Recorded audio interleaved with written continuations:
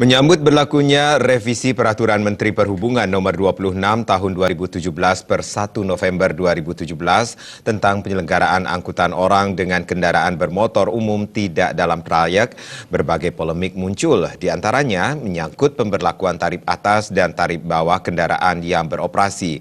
Hal ini perlu disikapi pemerintah lebih lanjut agar tidak merugikan masyarakat sebagai konsumen.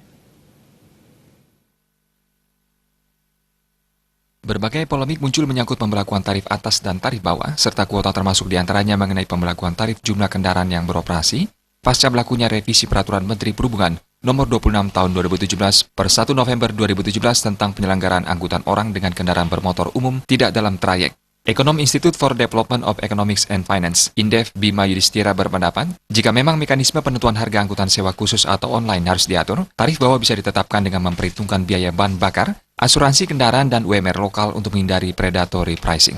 Jangan sampai operator angkutan online menerapkan tarif bawah terlalu rendah untuk berkompetisi dengan operator angkutan online lainnya, sehingga saling merugikan dan otomatis dapat mematikan angkutan konvensional yang masih ada. Mencegah yang namanya predatory pricing. Nah, ini kenapa tarif bawah sebenarnya perlu. Yang kita permasalahkan sebenarnya tarif atasnya. Kalau tarif bawah ini perlu. Itu nggak ada keberatan soal tarif bawah karena memang predatory pricing ini cukup berbahaya.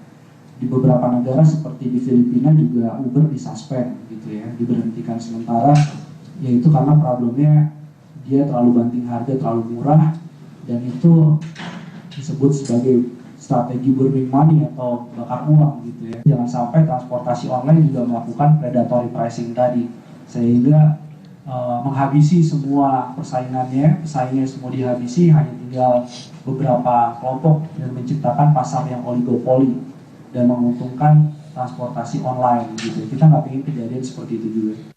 Lebih lanjut, Bima Yudhistira mengharapkan pada intinya, keberadaan angkutan sewa khusus atau online tidak akan merugikan konsumen melalui penentuan tarif yang baik. Menurutnya, penentuan tarif tidak dapat dilakukan secara sepihak, melainkan ditentukan berdasarkan usul kepala daerah ataupun kepala badan berdasarkan kesepakatan antara pengguna jasa dengan perusahaan angkutan sewa khusus.